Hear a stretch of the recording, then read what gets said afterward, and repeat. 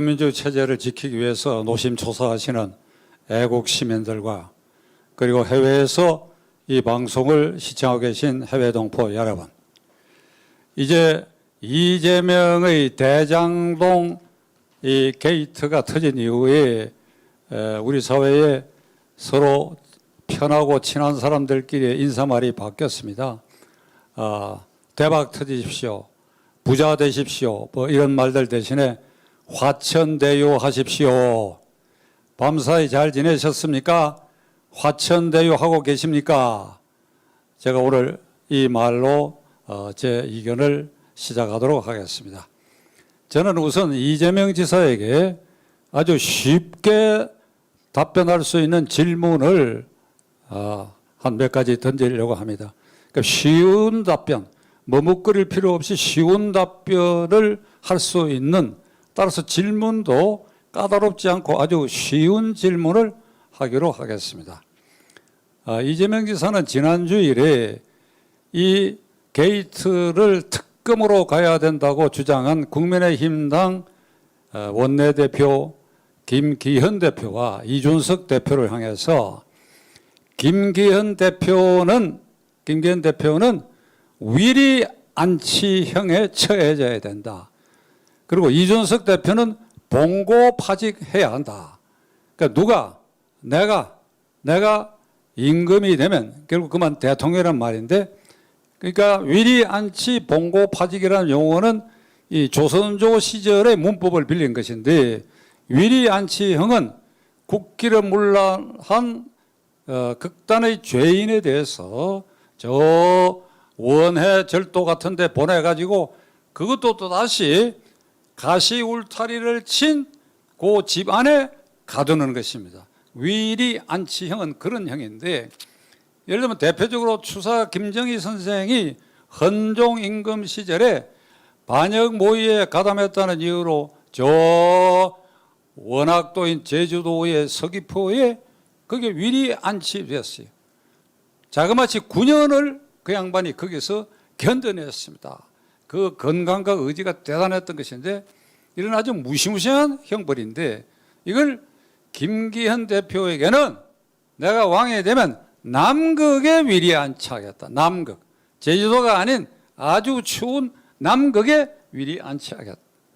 아주 이 흉측한 말을 내뱉었고, 이준석 대표에 대해서 봉고파직은 고위관직자의 잘못에 대해서 이를 삭탈관직하고 그가 관리하던 창고를 봉쇄한다는 뜻이니까 아주 엄중히 처벌한다는 뜻입니다. 자, 그러면 저는 이재명 지사에게 그대가 위리 안치 봉고파직형을 내릴 수 있는 그 자리, 그러니까 조선조 시절의 문법을 따지면 임금, 그러니까 대통령이 되면 다음 두 사람을 어떻게 포상할 것인가를 질문합니다.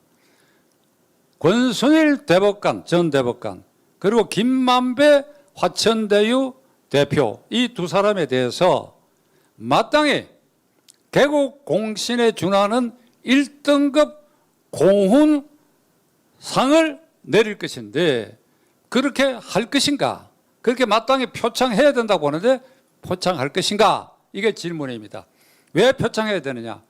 권순일 대법관은 그대가 공직선거법에 발이 묶이지 않도록 문제된 것에 대해서 대법원에서 무죄 판결을 유도한 꼭지점에 있었던 사람이니까 그대에게 엄청난 은혜를 베풀었어. 오늘 대통령 후보 경선에 나올 수 있는 길을 연 사람이 그게 권순일이야. 그 다음에 권순일에 대해서 그를 설득하는 데 나선 게 김만배 대표야. 어제 그저께 이게 다 탄로가 났지요. 그 판결하기 전과 후에 8차례의 대법관실을 방문을 했다. 방문을 해서 무슨 얘기를 했겠느냐? 제가 시간이 제약되어 있기 때문에 긴 말씀 안 드리겠습니다만, 저 같은 나이 든 변호사, 좀 외람된 얘기입니다만 원로 변호사도 사건을 가지고 관계해서 대법관실에 갈 수가 없습니다. 면회를 거절당합니다. 그런데 이 대법관실에 8차례 판결 직전과 직후에 갔다. 이건 명백한 사법거래다.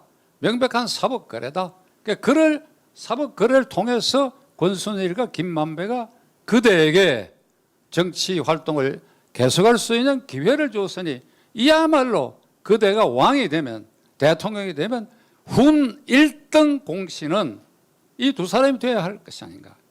이성계 장군이 개국 당시에 개국 공신을 한 100명 가까이 포상을 했는데, 여러분 잘 아시는 정도전을 비롯하여 남원, 조준 등 약 100여 명 되는데, 마찬가지로 당신이 대통령 될 때 절대적 길을 연 사람이 이 두 사람이니까 당연히 그렇게 포상해야 될 것이 아닌가.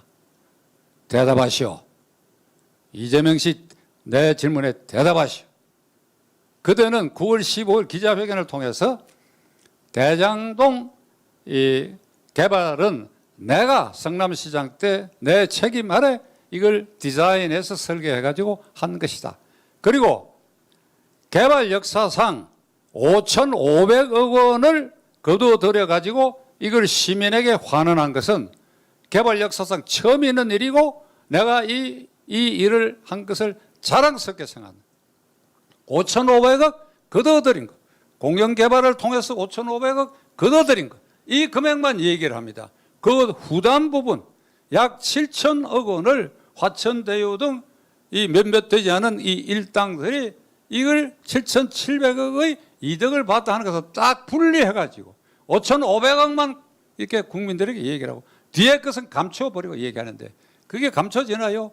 이게 전부 들통이 났습니다. 이 7,700억의 이득을 취한 이 무리들이 지금 돈질을 하고 있어요. 얘들 입장에서는 껌값 수준인데, 검찰총장 지낸 녀석, 검사장 지낸 녀석, 대법관 지낸 녀석, 그리고 뭐 검사장 지내고 뭐 이것저것 날고 긴다 하는 뭐 변호사들, 이걸 시파리 꼬이듯이 전부 껌값 정도로 주고 이렇게 불러 모아가지고 이 돈잔치하는 이 모습을 지금 우리들에게 이게 보여주고 있습니다. 이 원조 책임이 누구에게 있느냐? 그대에게 있죠. 그대에게. 이재명 당신 그대에게 있는 것입니다. 그런데 그대는 발뺌을 하고 나는 책임이 없다고 자꾸 이렇게 거짓말을 하고 있는데, 이 와중에 지난 주일에 국민의힘당 곽상도 의원의 아들이 화천대유 근무하다가 6년 근무하다가 퇴직금 50억 받은 것이 이게 문제가 되었습니다. 이게 보도가 되자 이재명 당신은 공개방송에 나와가지고 이렇게 얘기를 했지요. 시청자 여러분 양해하십시오. 제가 여러분들을 향해서 손가락질 하는 거 아닙니다. 이렇게 얘기를 했어요. 국민의힘 당이 도적대더라. 국민의힘 당은 도적대라고 얘기했어요. 이 말을 듣는 순간에 많은 분들은 순간적으로 이게 이 대장동 케이스가 이명박 박근혜부터 내려오는 토건 세력들이 합작해갖고 한 것이 아니냐 하는 순간적으로 의혹을 생기게끔 해서 이 도적대라고 얘기해요. 그 따져보면 원조 책임은 이게 이재명에게 있는 것이고, 진종건 교수가 오죽하면 보다 못해가지고 덮어 씌우기를 하고 있다. 잔머리를 굴러서 덮어 씌우기를 하고 있다. 제가 보기에 이게 대장동 게이트로 이렇게 이제 엄청난 돈잔치를 벌리고 국민들을 좌절과 절망 속에 몰아넣는 이 일당들, 이재명과 그 일당들은 국민의힘 당이 도적대가 아니라 이재명 일당들은 도적대보다도 더한 화적대다. 너희들은 화적대다. 너희들은 화적대다. 화적대. 대답해라.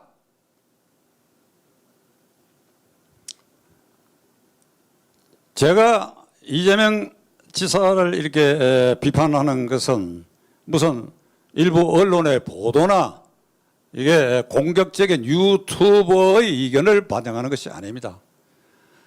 이명박 박근혜 대통령이 지금 어떤 일로 지금 감방에 갇혀 있다 하는 거, 이재명 당신 그대는 이걸 생각해 봐야 됩니다. 당신도 이 불행을 그대로 답습할 수밖에 없는 그런 지금 궁지로 몰려가고 있다 하는 걸 깨닫는가? 첫째로 당신 편에 서 있는 사람들 중에 예를 들면 이상민 의원, 법사위원장도 지내고 더불어민주당 의원이죠. 이번에 경선관리위원장을 맡고 있는데 이렇게 얘기를 했습니다. 이건 특검으로 가야 된다. 특검으로 가야 국민들이 그 결과를 믿을 수 있다. 이렇게 공개적으로 얘기를 했습니다. 그 말의 바탕에는 당신은 벗어날 수 없다. 이 울타리, 이 게이트의 사법 처리 울타리를 벗어날 수 없다 하는 말이 거기에 깔려 있습니다. 유인태 전 의원, 전 국회 사무총장, 노무현 대통령 때 정무수석, 당시 민정수석은 문재인 대통령이었지요. 그 유인태 씨도 공개방송에 나와가지고 이재명이가 한 푼도 단돈 1원도 먹지 않았다 하더라도 밑에 사람을 잘못 쓴 것에 대한 책임은 져야 된다. 이 말은 뭔가 하면 이걸 디자인하고 한 데에 밑에 사람들이 관여했을 테니까 그러나 당신에게 책임이 있는 거 아니냐. 그러니까 도의적 책임을 져야 한다. 이 말에도 바탕에 1원도 받지 않았다 하더라도 1원도 받지 않았다 하더라도 유인태 의원하고 저하고는 학교도 여러 가지 걸리고 뭐 잘 아는 사이인데 한 만나 물어보려고 그래요. 그 말 할 때 1원이라도 받아 먹었다고 생각하고 말한 것 같은데 그러냐고 한번 물어보려고 같아요. 저는 1원이라도 받은 일이 있다면 이 단서 굳이 붙일 필요가 없어요. 왜 그러냐 하면 이 대천화유 일당들은 정치자금법에 정한 법적 절차에 따라서 국회의원들에게 뭐 500만 원 한도 안에서 이렇게 정치자금 제공하는 흔적이 있습니다. 자, 그런데 이게 대천화유 등을 비롯해 갖고 1,몇백억 그래야 7천억 이상의 이득이 생겼다. 이게 꿈 같은 일이 벌어졌는데 그 최고의 은혜를 베푼 사람이 이재명인데 이재명이가 그동안에 성남시장을 거쳐서 경기도지사 선거했지요. 이번에 이 대선 후보 경선에 나섰어요. 예를 들면 이 윤석열 같은 사람도 그 법에 따라서 모금한 게 20억 이미 채운 지 오래됐고 다 돈 모금을 해요. 그러면 이재명에게 그 은혜 입은 그룹이 한 푼도 거기에 안 했다고 한다면 대한민국 상시라고 봐서 이놈들 나쁜 놈이죠. 어떻게 생각해요? 이놈들 나쁜 놈들이야. 내 사회자한테 물어보면. 우선 이재명 씨 욕하기 전에 제가 비난하기 전에 그렇게 은혜를 잊고 말이지 그냥 검찰총장 지내고 하는 이런 걸 부스러기 돈 뿌리는 이 녀석들이 그게 이런도 거기에 시장님, 지사님 이 보태 쓰십시오 안 했다 한다면 이놈들이 나쁜 놈들이 이놈들이 대한민국의 미풍양속을 거스르는 놈들이지 아니냐 이 말입니다. 이걸 유인태 의원이 얘기하고 있는 것이다 이거야. 그 다음에 요 전 원내대표를 지냈던 홍영표 의원은 이런 얘기를 했어요. 이재명 지사에 관한 여러 정보가 우리에게 이렇게 들어오고 있는데 이걸 우리 입으로 얘기할 수는 없다. 여기까지 얘기를 했어요. 이건 뭘 말하느냐? 그냥 대통령 후보가 되고 하더라도 이게 험한 길을 갈 수밖에 없다 하는 걸 당신들 편에 있는 사람들이 이미 얘기하기 시작했다. 그 다음에 문재인 대통령 5년 사이에 주택정책 25번을 바꿨지요. 바꿀 때마다 집값 올라갔지요. 지금 어찌 됐습니까? 수도권에서 아파트 한 채 갖고 연금 생활을 하고 있는 나이든 우리 또래 사람들 이게 집값 오르고 따라서 거기에 따라 세금 오르고 양도소득세 올라가지고 이게 세금 내기 위해서 집을 팔아야 할 지경에 이렇게 아주 울고불고 하는 사람들이 지금 생겨나 있어요. 그 다음에 집 없는 사람 평생 집 못 갖게 됐대. 그 다음에 사회초년병 젊은이들 거기에는 제 손자도 5명이나 있어요. 집 못 가죠. 집 못 가니까 결혼할 생각도 안 해요. 그러니까 전 국민의 다수를 이와 같이 이 정권의 부동산 정책에서 전부 피해자로 만들어 놨는데 이번에 그대가 두목인 화천대유 이 대장동 게이트가 터짐으로써 이제는 로또 당첨보다도 더 어려운 부자를 만들어내고 있다 이래가지고 이 국민 전부를 부동산과 주택과 관계해가지고 말이지 완전히 절망의 구덩텅이로 빠지는데 그대가 확인 사살을 한 거야. 확인 사살을 한 거야. 문재인 대통령 5년 동안에 실패한 것에 종지부를 확인 사살을 했어. 지난 주일에 청와대 홍보수석 박수현이라는 사람이 공개방송에 나와가지고 잘못한 일을 얘기하라 그러니까 이 주택 문제를 얘기를 하면서 이 문제에 대해서는 저희들이 할 말이 없습니다. 이렇게 실토를 하더라고. 이게 손을 놓은 거예요. 손을 놓은 거.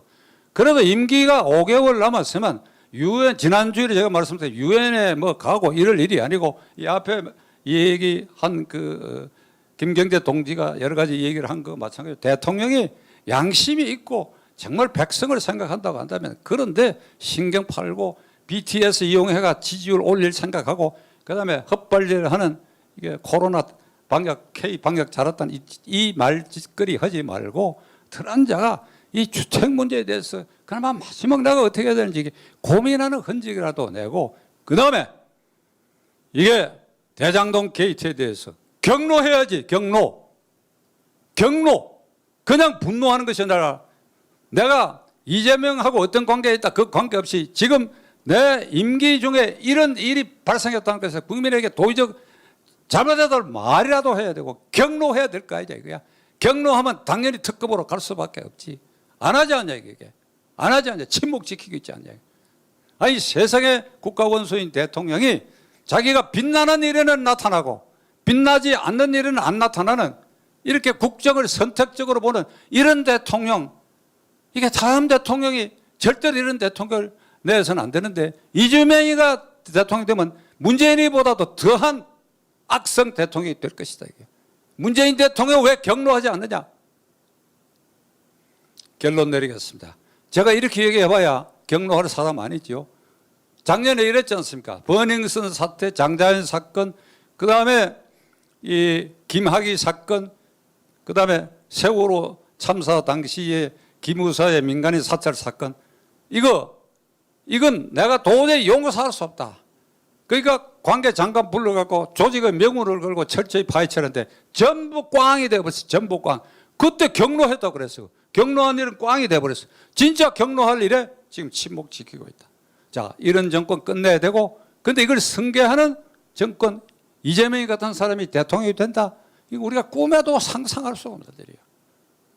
결론은 우리가 모든 책임은 헌법상 제1기관인 국민인 우리들에게 있습니다. 우리가 뭉쳐서 각자 입장에서 최선을 다해야 됩니다. 가까이는 과문의 당군일의 최대 인파를 모은 이게 정광훈 목사 팀의 그러한 노력에 우리가 박수를 보내야 되고 그게 힘을 보태줘. 우리 모두가 한 사람 한 사람의 심사숙고하는 그러한 날을 지금부터는 헤아려가면서 지내야 할 것입니다. 끝까지 경청해 주셔서 감사합니다.